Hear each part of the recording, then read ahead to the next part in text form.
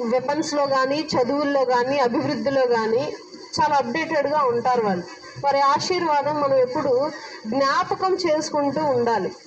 ఇజ్రాయేలీలు కొన్ని చోట్ల తప్పులు చేశారు, కొన్ని చోట్ల మారారు. చాలా తప్పులు చేస్తున్నారు, మారుతున్నారు, తప్పు చేస్తున్నారు, మారుతున్నారు.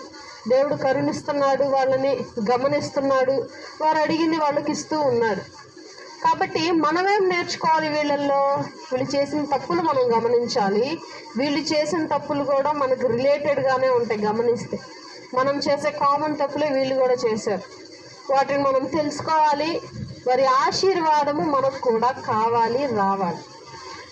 ఇప్పుడు ఇజ్రాయేలీలు చివరికి అంత్యకాలానికి వచ్చేసరికి ఎక్కడెక్కడైతే ఏ మారుమూల ప్రదేశాల్లో ఉన్నారో వాళ్ళందరికీ వెళ్ళిపోద్ది సమాచారం. దేని ద్వారా? సోషల్ మీడియా ద్వారా వెళ్ళిపోద్ది. మన దేశానికి వచ్చేసేయండి, మన ఊరికి